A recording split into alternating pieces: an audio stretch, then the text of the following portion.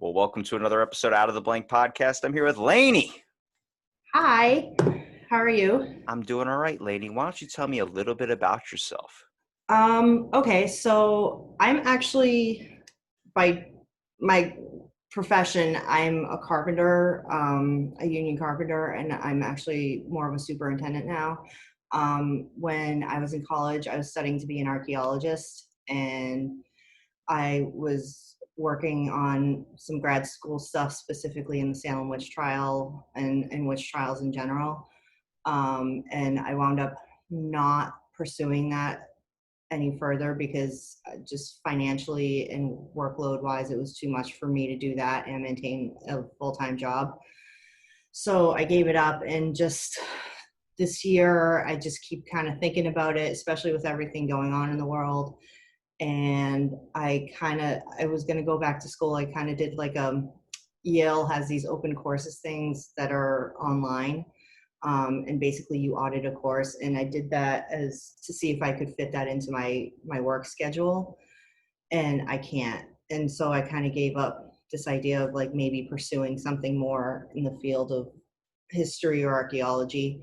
And I basically decided to start a blog instead and just do the independent research on my own and just try and put out as much information out there, and basically write the dissertation I would have written in my Yeah. graduate work on What my own now. what was the secret interest in like the Salem Witch Trials? Because I think everyone kind of knows a bit about what it is, but nobody knows like the real stories that are ensued inside of it. Like, just listening to my buddy's podcast, and his name's Ian McGlynn, does a Why Whiskey podcast, and they're talking about all these crazy things. Like I knew some stuff about, the Salem Witch Trials. Like a lot of the people they killed weren't witches, and Mm-hmm. but reading the actual like stories of like certain people, and there was a priest that they Mm-hmm. killed, and apparently one of the things was like the Salem witches couldn't recite the Lord's Prayer, especially the part about trespassing, and the Mm-hmm. priest did it, and then they were like, "Oh, well, he's still a witch. We're gonna burn him." I'm like, Basically. it's weird to see how society has shifted to where back in the day you would be killed if you were a witch. Now you're on Instagram and there's like 80,000 people saying they are witches and all these other types of things. You're like, what? Like back in the day, if you would have came out as a witch, you would have been killed. You would have been Murdered. thrown, Yeah. tied to the waist with a rope. They would throw you right into the water because Yeah. if you floated, you were a witch. And apparently, because the water was supposed to be holy, Mm-hmm. seen as this healing element. And then next thing you know, all these people were sinking like, must have been a dud. It's like, hang on a second, you just murdered an innocent life. Like Yeah. eventually it would lead to like how we're dealing with now, where people are like tattletaling on other people for not following corona rules or whatever you want to call it. It's like people were snitching out on their neighbor saying they're a witch just to get rid of the neighbor. It's like, how many people were killed because they didn't cut their lawn properly or something? Right. I sort of equate it to cancel culture today, where people will mine your entire social media platform from 15 years ago to like catch one innocuous comment you made that doesn't sort of follow the political correctness model we have. Yeah. And then they just like blast that out to the world to try and destroy your life. And it kind of feels, it kind of feels like that's the vein of what we have. That's the version of witch hunting that we have today. You know, We're still certainly, transferring, trying to burn people at the stake. We're right, still trying to do that, just not as, I guess, more on like the social media platform, which leads into right, like, it's more of mental damage than it is physical. Back in the day, it was like, physical, you get cut or something, but now it's yeah. like our scars show up through, in our mind or something from emotional damage that you would repress, or get on social media. Yeah. Well, in this country, it's more emotional, but think if a woman in the Middle East is accused of being a slut, or she said something, you know, in reference to something that culturally is unacceptable for women to say, like she's going to get acid thrown in her face. She's going to be persecuted violently. So in America, we have the freedom to say like, yeah, I mean, emotional pain is just as difficult as physical pain, but there are around the world, there still are many repercussions, and around the world, there still are places where witches are hunted. You know, I remember when I did my original research, which was now 20 years ago, probably like when you were born. And and I the like the last known witch burning that I could find was in 1996. Ooh, So, and I that's a believe it was year before I was born. yeah, and I believe it was a 10-year-old child, Oh my God. if I remember correctly. Yeah. So, I mean, this is something that in America stopped in the 1700s, but it's something that continued on for so long. And even after Salem, even though Salem was such a big thing, you know, a few years later in Connecticut, no, not in Connecticut, I forget where, but like it continued on. It just kind of stopped right around the 1700s throughout Europe and throughout the United States. Um, Is so there yeah. well, is there anything in your research that you've come across that might, in your mind, think that there might be something that is of truth to a lot of the stories of these witches and stuff too? Because like I know people do like certain things around the house, burning sage or doing types of things that I consider witchcraft. I consider any of Mhm. that, the Reiki energy healing, even though there are people in my family that practice it, that's just as a joke, it's witchcraft to me. But that Yeah. gets offensive to a lot of the people. Like I went to a shop that happens to do with all things psychic ability wise and Hmm. everything. And I was just looking around. I was like, a lot of this just seems like witchcraft. It's like a joke. And they Right. took offense to it because of the fact of how clearly there's a part of history that I was not too keen on where they didn't really like witches. And it leads into this whole thing. Like there'll be people that'll bury something, they'll eat something for a certain thing, or like black eyed peas or something at the end, like on New Year's Eve, to supposed to be Hmm. for money. Is there anything like that? Seems like the lighter side of witchcraft, but is there anything that's happened? I mean, we talk about cults and all these other things that happen today still. Is there anything in history that might have been actual witchcraft that you've come across where you're like, that's really unexplained? Like David Copperfield did some insane shit that I can't explain. So I'm like, is this magic? Yes, certainly. So if you go back through history, um, into the early Middle Ages, that's really the first time you find that soothsayers, which I mean, anyone who's taken like high school English knows what a soothsayer is, basically like a fortune teller. Um, Constantine, after his conversion, and I forget what year it happened, but um, the early AD, it was in the second century AD, and he outlaws soothsaying at that point. So that, as far as I know, is kind of the first time you see like magic not being allowed. You know, and it's funny because we think about this now, and you go to a shop, and I actually saged right before I started this because I just I'm not really into like I'm not really that into like witchy stuff, but yeah, I think Reiki is awesome. I'll sage my apartment, like especially if I get annoyed with something, or if I'm trying to sit down and have a conversation with you and I just kind of want to clear my stuff and my energy out of the I room. believe energies are a thing, but I think it's a sense of empathic between people. There's just a sense you get, but that a lot of people ignore, like, good vibes, good energy, bad energy. But Yeah. I hate the smell of sage. That's why I have an issue with it. Because for me, it's like this is like a candle that says calm and serene. It's honestly just making me even more angry. Like, but when we talk about like demons are our thing. That's just something we're very, very passionate about. People go ghost hunting Yeah. adventures and trips. Like you never know what happens when you die. Yeah. Witches, it seems like it's this thing that's like, I mean, I've seen cartoons when I was a kid, like Scooby Doo, and they had the whole witch that introduced what a Wiccan was Hmm. into my head and everything. And I'm like, wow, like that's a bloodline that still kind of comes down because some people are Yeah. known to have this sense of energy that they can give off. Was that maybe what they were sensing? Was that back in the day? It wasn't all riding on brooms, but maybe you got a bad feeling about somebody or somebody gave off a bad energy, an evil energy, where it was like they're doing something to try and channel that power. It seems like that's what we're trying to do 24/7 is channel our power. Yeah. And I think it was not, I don't want to say political, but so if you were, especially if you're a woman, because most of the victims of witch hunts have been women. Not so much in Salem. A lot, like a high amount of men were accused of witchcraft in Salem, which was rare. That sort of sets it apart from other areas. But specifically, if you were a woman who was argumentative, who didn't really conform to societal norms, who was just weird,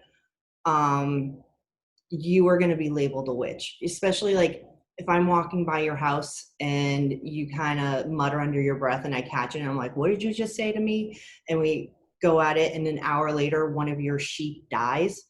You're going to be like, she's a witch. That was her. She killed my sheep, you know? And it sounds really stupid today, but back then these were all farmers who that mattered. You know, if one of your sheep or your cows or something died, that was your livelihood. So it was a major attack.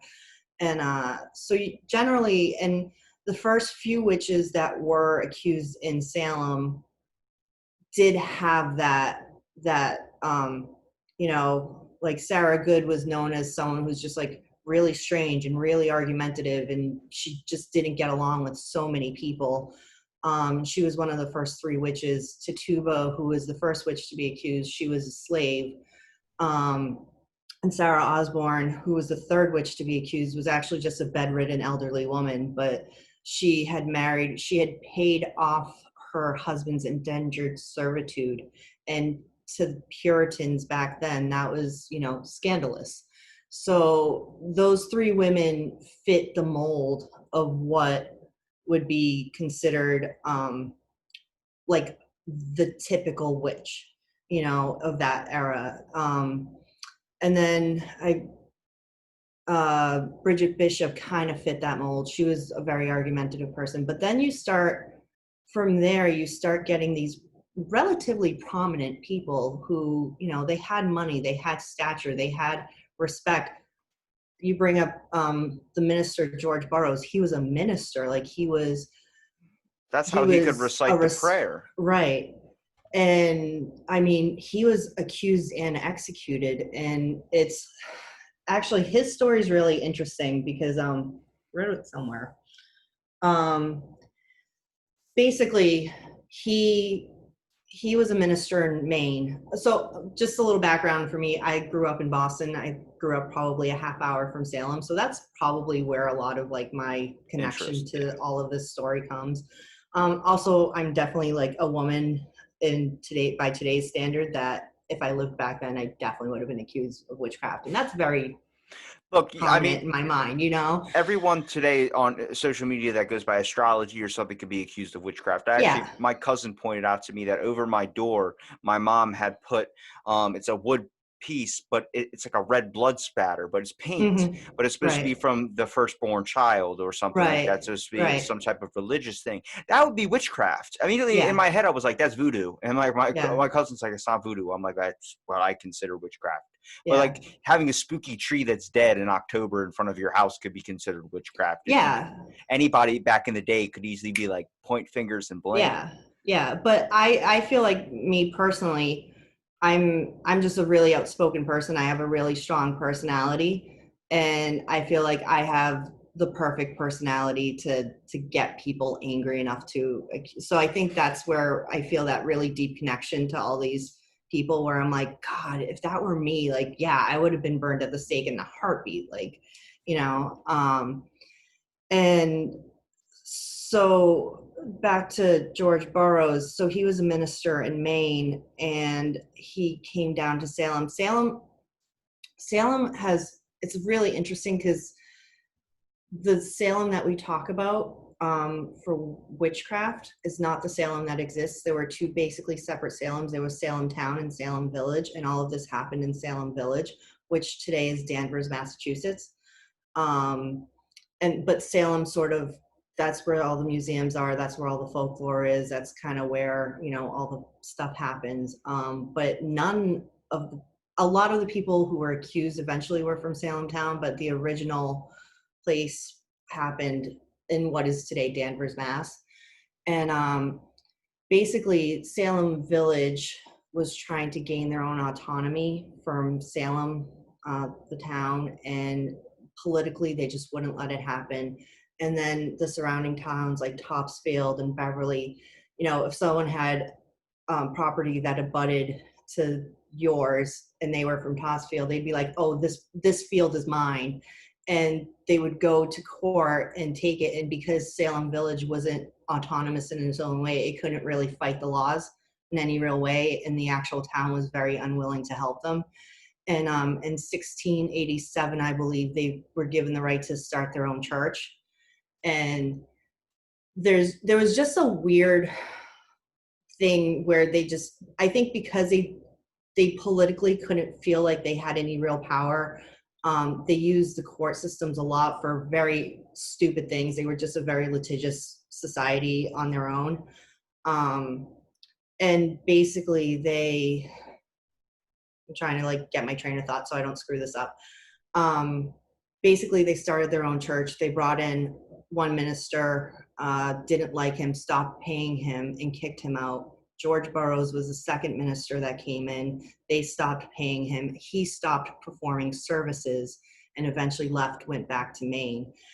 And the reason he wound up becoming accused is there was a frontier war that broke out in Maine, and a lot of refugees they're called refugees, but they're just people from Maine, came down into that area of Salem to get away from the war that was happening with Native Americans.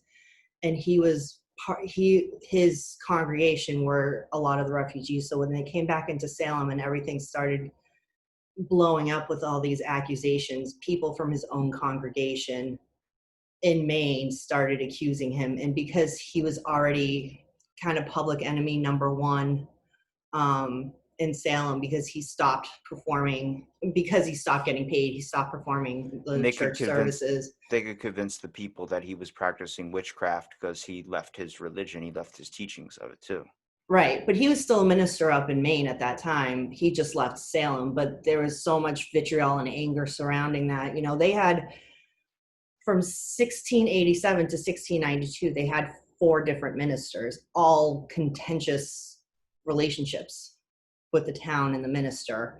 And actually the accusation started with Samuel Parris, who was the 4th minister. His daughter and his niece started accusing people first. So it's really interesting how that works. It's funny how the dynamic of people really hasn't changed from back then either. The fact of like relationships, if you make a bad relationship, somebody could blackball you all around town to the point where everyone thinks this one way of you from information.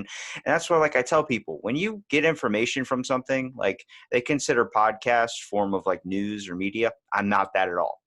I'm just trying to hear and sort out information through my own understanding. But everyone looks up a movie, looks up the review for it, and is like, that movie apparently is crap. It's got a 3% on Rotten Tomatoes. Next thing you know, like Norbit, for instance, that movie has the worst Rotten Tomatoes score, but I freaking love it.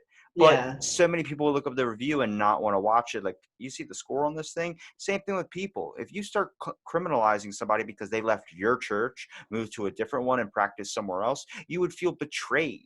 You would feel like, wow, this person, I thought, we had a connection, we had a bond. You know what? I'm going to tell them he's a witch, or we're going to burn him at the stake. But imagine being that person, so convicted with anger that you couldn't see past the honest truth, and you burn somebody even when they're able to pass your test. It's like going to a DUI checkpoint. You do your one-legged, say your ABCs backwards, but you are drunk. And then they're like, we're still taking you to jail. You're like, but I fucking won your game. And now you're telling me I'm going to, like, how many cases like that had happened where someone had passed the witch trials test, proving they're not, but they were just like, look, people want a show and we got to do this. Yeah. And essentially throughout history, that's all that the witch hunts were basically the show and vindication for things that people felt slighted by. And for Puritans, it was like it was a weird bloodlust. And I think because the Puritan religion was so oppressive, all these accusations started from, like I said, Betty Parris, Samuel Parris's daughter, she was 9 years old. His niece was 11 years old, Abigail Williams, which, if you've ever read The Crucible, Abigail Williams gets a really nasty edit in that whole story. She basically, the play ends with her basically becoming a prostitute. And I mean, this girl was 11 years old when all this started out, so like Henry Miller really did her very dirty. Or rather Arthur Miller, sorry. Um, and, and then there was like another 12-year-old girl, Ann Putnam, who was like the third one to accuse. And then there was a 17-year-old, Elizabeth Hubbard. She was the fourth one to accuse. And these were teenage girls. And there are many stories that basically say one of the older girls the reason it happened was one of the older girls wanted to find out who her husband was going to be. So she did like a fortune telling spell and, basically made a makeshift crystal ball to find out who her husband was going to be. And somehow got spooked, and that's where the afflictions, which is what they call being bewitched, started. And it's very clear, and a lot of people call it out, that like a lot of these girls were just doing it for attention. And after the execution started, a lot of not that they recanted anything, because they never did. I think it was more dangerous for them to try and recant than it was to just keep going with the game. But it did start out as a game, and one of the girls is quoted as saying, I'm just doing this for sport. It was funny. It was teenage girls. And because there was so much political turmoil and so much just personal turmoil between neighbors and stuff like that, it just exploded onto a level that was unbelievable. I mean, I've read different numbers, but somewhere between 142 and 169 people were accused of witchcraft in Salem. And most of them were not even from Salem. The original 25 were from Salem. And then everybody else was from Andover or other places. What were the tests besides throwing them in water and seeing if they sink or float? What I know there was one about needles, I think. So in Salem, they didn't really do that. They did, one of the men, Giles Corey, was pressed to death. They were trying to get him to confess, and so they started placing stones on top of him until he would. That's really like one of the only torture, one of the only instances of torture that was used. Honestly, just being jailed in the 1600s was probably torture enough. I mean, these people lived in their own feces with rats and rotting food, and there was 100 people in one jail cell. They were chained up. You said pressed to death. I'm thinking, I talk about my anxiety feels like an elephant sitting on my chest, but this person had rocks placed on top of them, and so they were crushed. Yeah, boulders. Yeah, in an What? effort to save his soul. What? God. And he was, I mean, he was a prominent figure in the town. He wasn't some schmo. He was. Just kill your mayor. Yeah, I did. He was a witch. It's like, why? Yeah. Because he didn't cut his grass, or Yeah. he was practicing with spells, and it really brings up to the point. You said it became a bit of a game, which was weird Mm-hmm. because I went into a Toys R Us one time and they have a Ouija board in there, and it's ages 7 and up. Yeah. Kids do the dumbest things for attention. Oh yeah.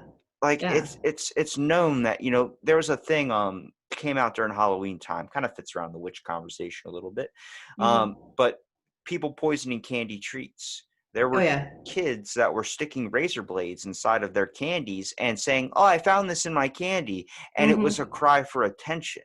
Mm-hmm. Nobody in that whole entire town thought to question, are they just doing this for attention or are they actually like this? But it was the mindset of you fear something that could be powerful and that Yeah. could put you into slavery in a sense. Yeah. And people did question it. There were people, John Proctor, who was eventually executed as well. He was the first person to be like, I think he said something like, put them upon the whipping post and I bet you the afflictions stop, or that's a very poor quote, but because his servant was one of the afflicted girls, and he was like, I'm gonna beat the bag out of you if you keep saying this stuff. And all of a sudden she was like, I'm fine.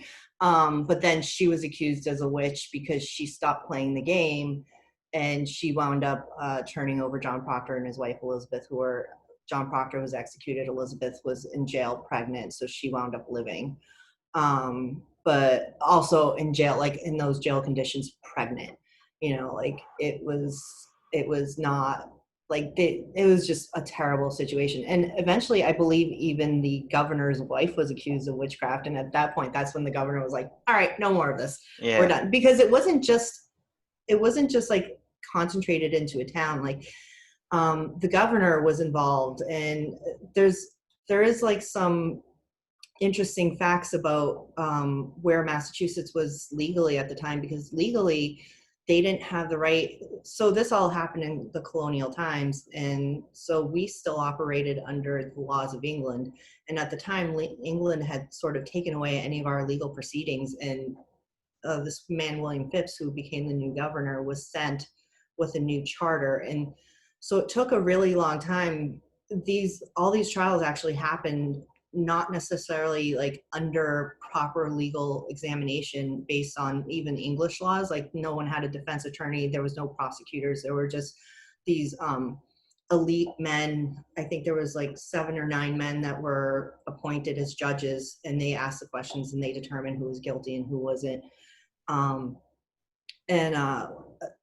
there was a lot of usage of spectral evidence, which was basically me saying, I woke up in the middle of the night and you were, at the foot of my bed. And then, the next day my cow died, or, so-and-so came to me and said, Mary killed him 3 years ago. And that was a lot of the evidence that they used. And it was very much cautioned against in most of the legalities against witchcraft. But this is where it's interesting to argue that spectral evidence is fake, because God created Satan, and witchcraft is a tool of Satan.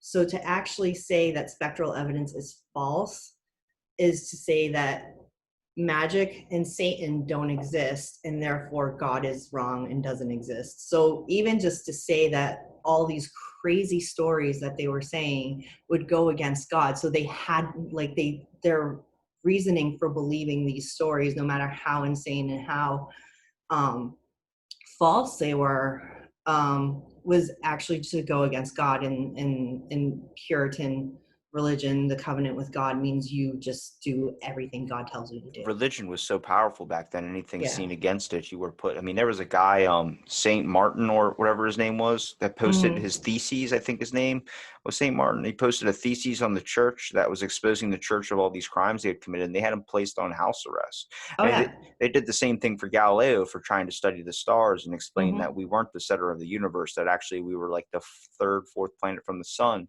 was his Mm-hmm. way of thinking, that actually we revolved around this thing.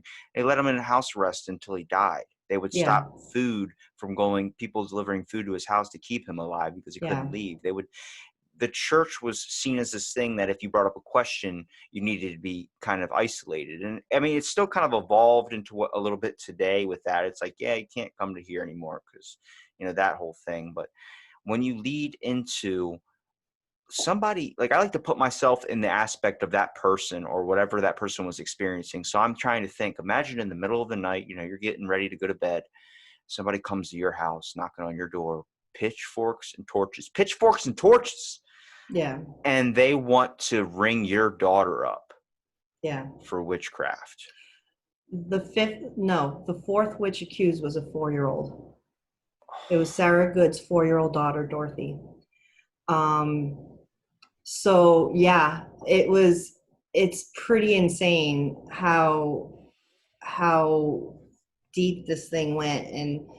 And like I said, it was a very bizarre time politically for that part of the world. And it just, I mean, obviously we were founded by Puritans, especially here. I mean, you hear about like Massachusetts and the puritanical, like weird stuff that we do anyways.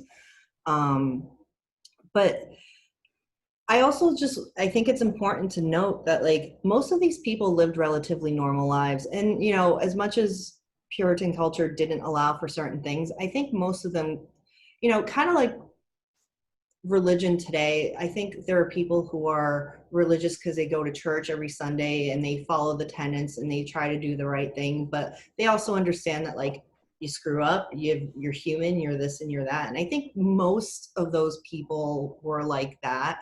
But then you have that other uglier side who people who weaponize religion, you know, and I think this was a really witch hunts in throughout history were the weaponizing of religion against people who just could not defend themselves otherwise. You know, it's the ultimate civil rights issue as far as I'm concerned, and I think that's what draws me to be interested in it. There was people think like everybody was so religious back in the day. A lot of it happened to do on the fact that once you got involved into it, if you didn't show up and miss a day, they started thinking that you were practicing in some type of satanic art, and a lot Yeah. of it was a lot of fear-based things. Hmm.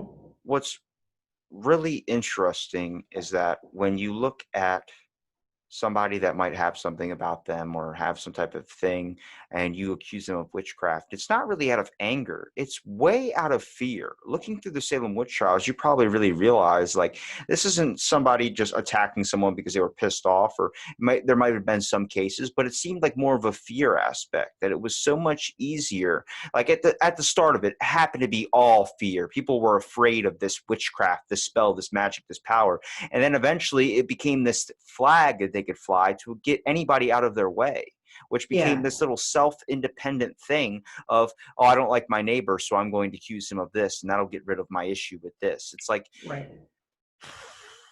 I Yeah. mean, I understand from I guess an uneducated point of view, the fact of like what it would be like to be like, oh, we don't know a whole bunch about, humanity and lives. So it's so much easier to be able to think like that's why they did that. They just weren't educated. But then when you are in this time thinking about how horrible that is, looking back, you're like, it's really, really like a lot of pieces of shit. And I mean, but it's so much deeper than that. It's more on the lines of people not understanding and not being accepting of something that is different. Yeah. And before Salem, there were other outbreaks of witchcraft and witch trials, Massachusetts and in New England, and probably other colonies as well. And they would execute like two or three people just to kind of make the point, and then it would die down. And what makes Salem different is that, you know, so the first witch in quotes accused was Tituba, who was Reverend Samuel Parris's slave. Um, and obviously she was a good person to accuse because she was from the West Indies. There's a book called The Devil in Massachusetts, written by Marion Starkey, who it's was written in the late 40s, and it's very historically accurate, but it's also, she took a lot of liberties to tell a story.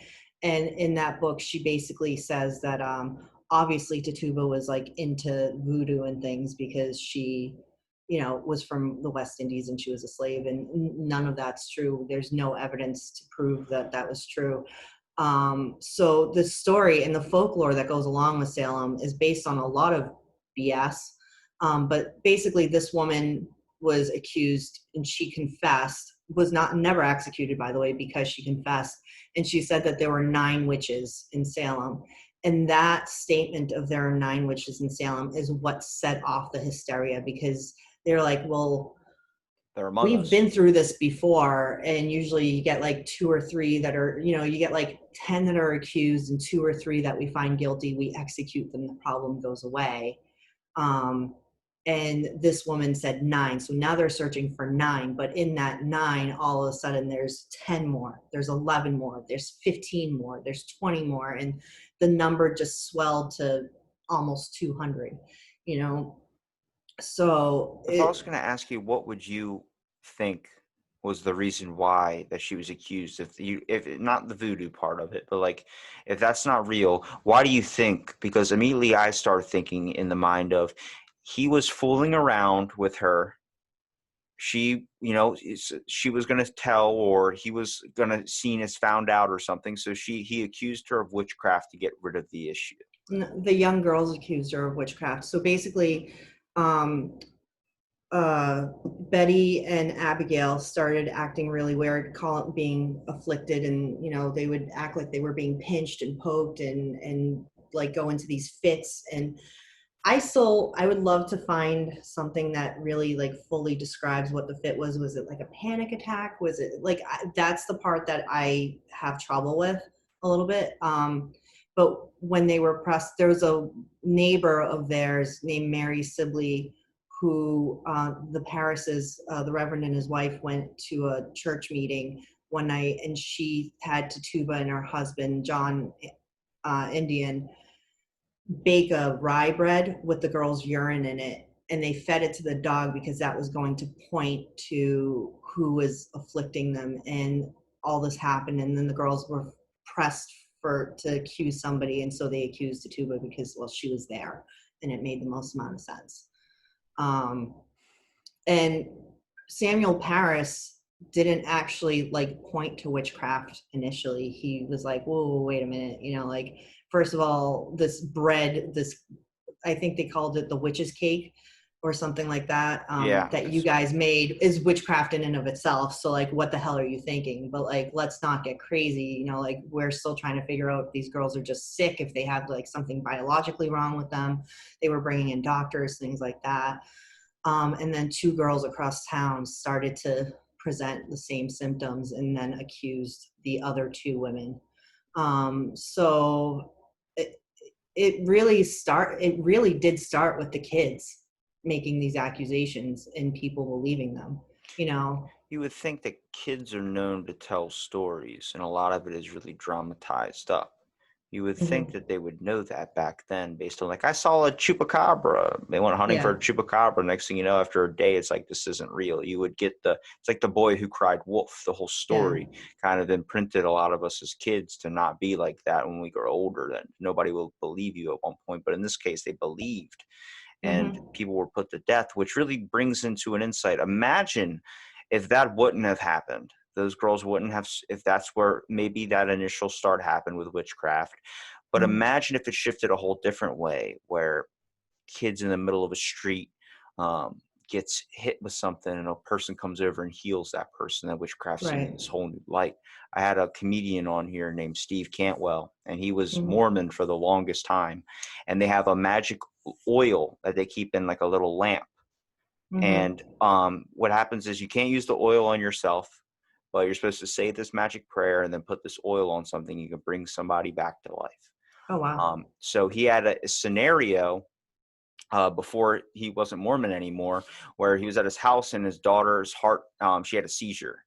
But at the Hmm. time, they didn't know, because he wasn't too advanced into modern medicine. When you're Mormon, you don't really research all that. You kind of leave everything to God.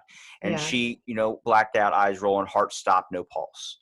And he Yeah. runs, and his wife's like, go get the magic oil. And then so he grabs his magic oil and puts it onto her head. And next thing you know, she's back up.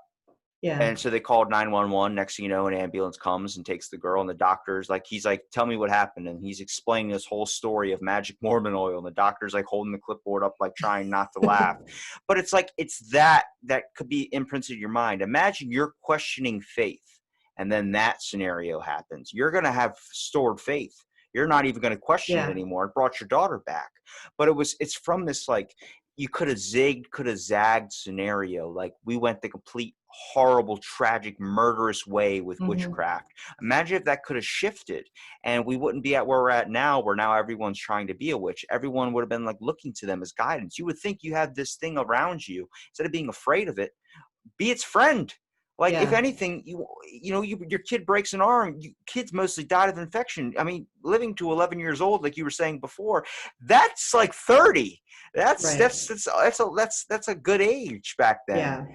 And imagine, like, your kid's sick and somebody can heal them, but how much of that was done in secret, with the fact that witches would have to sneak, go under all these things and try and get to the house without nobody looking, by cover of night, and then heal your kid or something. You can't even give them a praise. You can't even give them thank you and tell the town this amazing deed they did, because if they did, they would be put to death. Yeah. And uh, two kind of interesting things. One, I think you sort of hit the nail on the head, because not so much in Salem, but in other places, midwives were generally accused, because they were also like, they weren't doctors, but they were people, you would go to them for herbal remedies. They didn't necessarily dabble in witchcraft, but they were more like the natural healing, and they kind of just had a deeper connection to certain things. So oftentimes they were the most accused because of um, the fact that they were able to cure things without medicine, if you will. Um, but in Northampton, Massachusetts, shortly after the Salem witch trials, they started having the same issue where teenagers were afflicted, and the minister there called it a religious revival. And so basically, what they took it as was a positive thing, that these people were not afflicted by Satan. They were actually like being, the spirit of God was like bringing down on them, and they were like having a religious awakening. And so it really is about perspective sometimes, because what happens in one place, which becomes the death of 25 people, and another place is revered as God is with us, and God is making our children more religious and stronger and things like that. So it really is all about perspective and how you choose to view the affliction in the first place. What have you found through your research personally with this? Not something that was the most tragic that that's been known in history, but something that you found that hit you deeper in your heart when you read across something so tragic. What is one thing that comes to your mind? Um, I just, I think that for me, throughout my life personally, I felt very unseen and unheard in a lot of ways.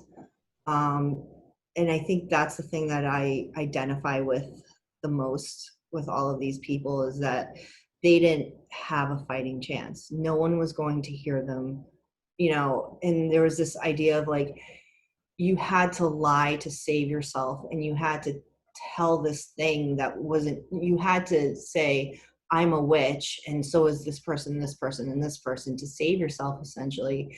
And you didn't, the people who died were the people who chose to just never do that and to maintain their innocence. And um, there's something like very deep for me there, that the idea that to lie to get out of trouble, or to just be fearful of never being seen or heard, or never being able to defend yourself in any real way, that speaks to me very, very deeply, and I kind of took on this research as a way to maybe vindicate people, to educate people that these were just honest, good people, and that they deserve to be known, and they deserve to be heard even this much later.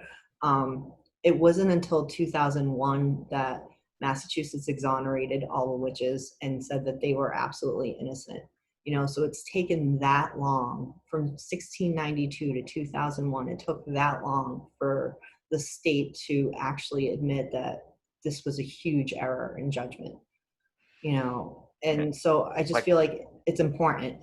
yeah, when I messaged you, I mean, this was the one thing you told you I really wanted to talk about this, the factor of like, it's not taught like at all, barely in our Mhm. education system. Schools don't want to focus on this. They focus on the things that are like, oh, Independence Day, why do we have that? That's nice and all, but like, I've learned enough about the Declaration. I've learned enough about the Boston Tea Party. They focus on it for way too long. I get it's a major part of our history. It's a turning point.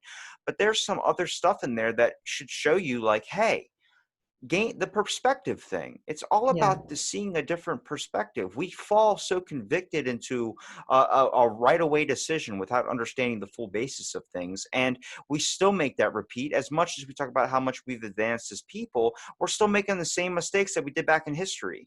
They're yeah, just in a new form. yeah. Nothing ever changes, and that's what I love about history, is that I can look back 1,000, 2,000 years ago and read something that happened, and it's still applicable to the mistakes we make today. We have not changed as people, as humans. We talk about evolving and changing, and I studied archaeology, and I studied evolution a fair amount, or the evolution of humans, and we haven't changed in 10,000 years. Nothing physically, we have not evolved. So we need to consistently look backwards to understand our present. And I love to do that. And I really love to just apply history to what happens today, because I think, like when we first started talking and I brought up cancel culture, a lot of people will disagree with me about that. But, these are things that, like, because I study history, I can look at these things happening today and understand how damaging they can become, and how they're not real progress. And if we want real progress, we have to have different conversations, and we do have to be honest about mistakes. And that's something that I think is a human condition. It's really hard to admit that we don't know the answers, and so we make the answers up I look you at know cancel culture as kind of the same thing, that not as severe as the witch trials, but the same thing when the governor's wife got accused. Once Mhm. it hits on your doorstep and affects something that involves into your life is when you're like, I don't believe in that anymore. I don't want to do that Yeah, anymore. People are more than happy to cancel anything that isn't what they agree with. But once it hits onto them and affects them in their life, they have a different opinion on what it is, which makes you yeah, really realize into something is what I take into life a little bit. If I'm going to get upset about something, is it because I just want to get upset, or is it because it actually upsets me? Is it something yeah, that I can just do because it might give me, we're all looking for a shot of fame. We're yeah, all looking to be the thing that's going to be talked about, the thing that's going to be this. And I think that's the wrong way of thinking about it. I think, you know, as famous people are talking about now, it's not what it's cracked up to be. And I'm hoping in the future it's not going to be this thing that everybody's reaching for, because we've grown as a Wolf of Wall Street society where it's like you need to step on the throat of the person beside you to climb to the top. hmm, And there's an equal way of everyone reaching the top. It's going to take time and it takes a hell of a lot more work, but it's so much more beneficial. It's like saying you did something, but then actually doing it. Like you feel yeah, better and you have more confidence when you say, yeah, I can't believe I did that, rather than saying, yeah, I watched that. I read that book 3 times. I'm way ahead of you. It's like yeah, we more want to brag than we want to actually do the thing. And yeah, history is just this conglomerate of misperceptions, misunderstandings. I mean, there's so much about it that is so freaking awesome, and a lot of it doesn't get spread, and a lot of it gets thrown into some warped perception, whether it's a Wikipedia article or whether it's some TV show or something like Scooby-Doo when I was a kid. I mean, it showed witchcraft in, there was a guy who was a warlock, and he was practicing witchcraft and like kind of leads into the pagan thing. And there was a woman that was a healer, but she was accused and killed. And then they find out that she was actually like they were fighting for her chance or whatever. She wasn't a witch. She's actually a right, Wiccan. And then they find out she actually was a witch when she gets brought back from the dead. And you're like, holy shit, it's all a lie. I was right the whole time. And it's like, that needs to be educated a little bit more than what my yeah, brain was understanding. Thank God I listened to my buddy's podcast before you yeah, came on, because I was yeah, coming in with like, Cinderella's real, the pumpkin, all of it, it's all. And it's like, it's something that really hits on a deeper level when it comes to the yeah, aspect of intelligence and humanity and how far we've evolved. yeah. And to talk about what they teach in schools, so the Salem witch trials led to something that they were kind of the catalyst for us saying the separation of church and state. And also a couple of years later, this man Thomas Maurer wrote a book about, so this was the first big American cover up, these Salem witch trials. Like, it happened, and then Hold on, I'm going to say something and that's going to be offended to a lot of people. Before the moon landing? yes, before the moon landing, this was the original cover up. And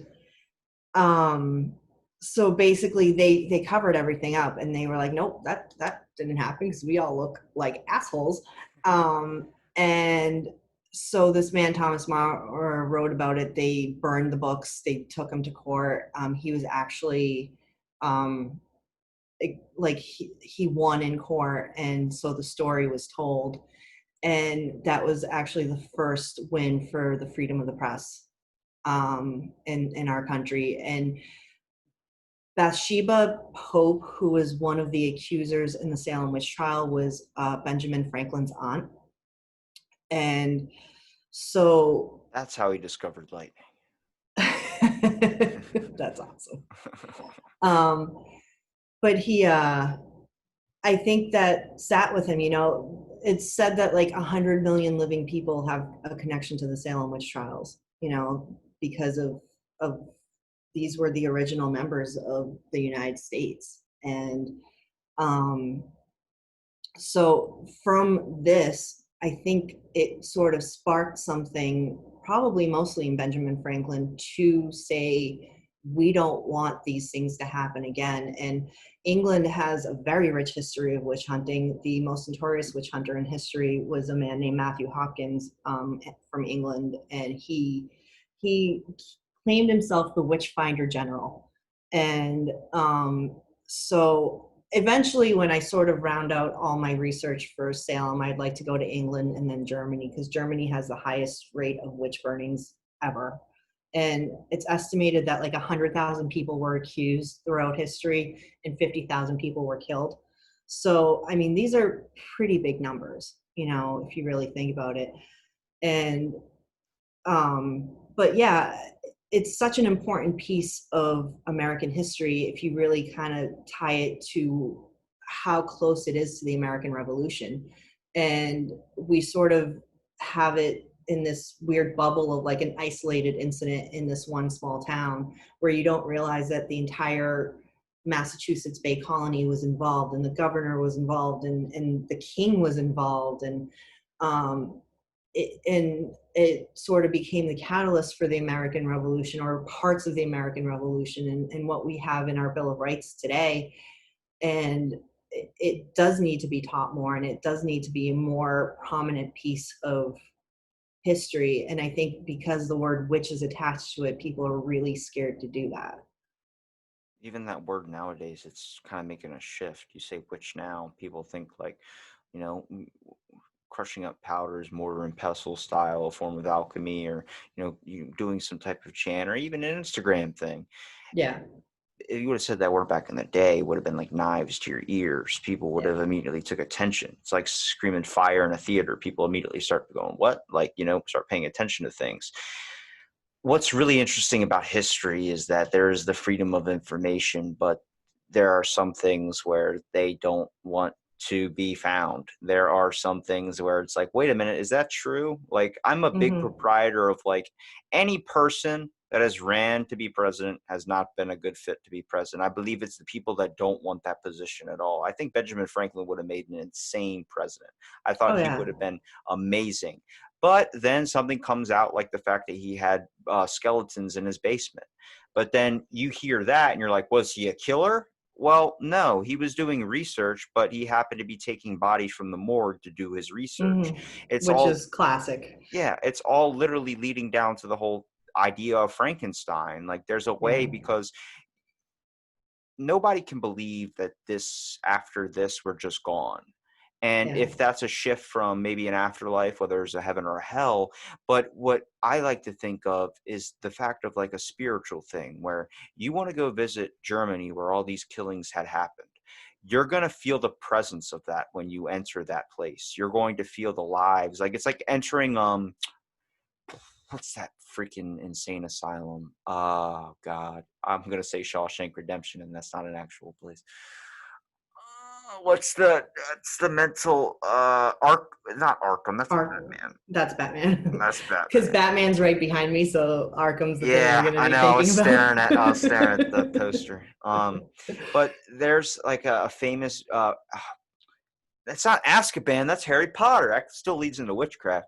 I think Alcatraz. okay, yeah, Alcatraz. yeah, Going there and at nighttime, you're telling me that you're not going to sense anything? yeah, There's going to be stained memories in there. And I think that's why we're all kind of perceiving something is like, you can't just make a finished conclusion that the end is the end. You can't make a finished conclusion that this is that without truly understanding and seeing it for yourself. Taking a yeah, review, for instance, if you listen to a review, did you make that assertion yourself, or you're going off someone else's words? Well, people are known to be genetically different. People are known to have different inspirations, different things that they like, and different things that they hate. It's about finding that yourself, getting your own perspective and getting your own grasp hmm, on life, which I think is very important. yeah. And it's something that we've definitely, I don't know that we've ever had it, to be fair. Like, we talk about how everybody's becoming sheep and this and you hear that through, I'm 41 years old, so I have a couple of years on you, but realistically, like throughout my life, I've always kind of heard the same thing. And when I was in my early 20s and I was a lot more ideal, idealistic. I was like, yeah, this is a real problem. Now I'm 40 and I'm like, yeah, that problem was a big problem when I was 20 and it's still a big problem. And, you know, and not necessarily the issues that we can change, and we, you know, the social issues that we face today of like racism, sexism, all the isms that make life a real drag. Um, those, I don't know that they're solvable because they've existed for so long throughout history. But I do think that like having really honest conversations and recognizing that a lot of this is just the human condition, you know, and so we can get we can understand each other more rather than leading with hate. If we led with compassion and understanding, it would maybe have a completely different outcome. Much like in Salem, they led with hate, and in Northampton, they led with, you know, positivity and religion, and the two outcomes were so completely different. And I think if you take those two pieces of history and really reflect upon them, you can see that perspective changes everything, and the way that you try to approach a situation changes everything. It's easier to burn it down than it is to build it up. Yeah, because that's harder. You know, it's harder to be a piece of garbage than it is to be a good person. Or it's easier rather to Yeah. be, that's what I meant. I think It's everybody easier to got be a what you piece meant. of garbage Yeah.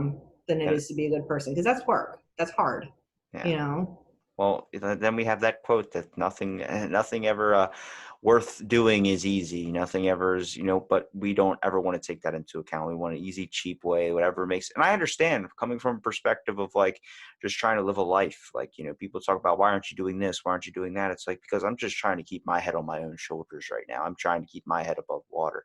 I Yeah. think with more people thinking in the mindset of people, not in outrageous acts, but just in a way of empathy, it's going to lead to a better understanding of the world. It's going to lead to a better and hopefully more warm one. But it seems like every time we get right to where there might be that shift, there might be that change, we just give up and fall back into this old thing. We got to a Yeah. point where it looked like society was going to change with how all these riots and everything was happening and everything was getting really insane. And the next thing you know, something comes out and then it's dead silent. And now it's starting back up again. I'm like, you guys are getting right to the finish line, then fucking hitting the rewind on the tape and backing up. It's like, let's Yeah. go, keep going forward if you're going to go with it. Yeah. And 2020 is a really interesting year. And I'm very thankful that it happened, because it probably wouldn't have sparked me kind of coming back to this topic, which is such a passion of mine. But 2020 is the year of reckoning. And I, you know, on January 2nd, I listened to this woman who does Reiki and astrology. Because, yeah, I'm into the woo woo. If you're into like anything witchcraft, you're probably a little bit into woo woo stuff, anyways. But I'm very measured in what I believe. But she said that 2020 was a year of reckoning and something big was coming. And when coronavirus hit and all this other stuff started to hit, I was like, wow, that was so on the money. And astrologers have been predicting this for at least the last 6 years. And it's all in your perspective, because I see a lot of people being like, this is the worst year ever. This is crap. This is this, this is that. And I'm looking at it as probably the best year of my life, because it's, you know, it's been a difficult year in a lot of ways, but it's also forced me to kind of reevaluate my value system and reprioritize what I put first, and understand that like I can't do everything. I can do anything, but I can't do everything. And Yeah. it really has forced me to slow down and look to my own past and really understand certain things about myself and why I do things. And it has really reignited a lot of things that I've been passionate about in my life that I just kind of keep pushing away because real life gets in the way. And I think if we look at this year from that perspective, there's a lot to learn. And I think this is all happening because it is a lesson. And you know, to bring it back to the Salem Witch Trials, like you want to talk about magic and miracles and all that stuff, like it exists. And actually religion has never said it doesn't exist. You know, these things happen because magic and miracles are real. And this is, in a weird way, like this is coming from someplace bigger than us to tell us that we have lessons to learn, and it's time to learn them and to really understand. And hopefully a lot of people get that message. Unfortunately, a lot of people won't, you know.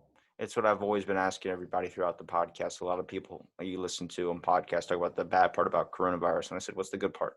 You pulled something out of it. You found something across yourself. You started up a company. You did something, changed something about your life you never thought would ever change. And you found something inside of yourself, usually, that you kind of neglected for a while because life, just keeping on this Hmm. routine. We all got knocked out of a peg. And I'm glad that you picked up this and started getting into it because, I mean, Thank you. I appreciate talking to you. I'm really Thank you. Me too. This very was happy fun. you came on here and educated me a little bit about the Salem Witch Trials and your perspective on it as well too. Can you tell people where they can find your links at your Instagram page? Yeah, so I'm still working on getting the website fully up, but on Instagram, I am the Witch Academic. Also, you can find me on Facebook at the Witch Academic, and probably in the next couple weeks to a month, you'll see the blog posts starting to come up. There's a lot of research. I have like 6 books in front of me right now, and I have like 4 more books waiting at the library for me to pick up. That's all research that I'm doing for this. So it's going to be kind of a slow moving process to get information out to people, but you can find me there. And my goal is to kind of take each person and try and give them a story and try and give the most developed story I possibly can with all my research. I'll make sure I link everything in the description. And thank you for Thank you. listening to this episode of Out of the Blank podcast. And stay tuned for our next episode.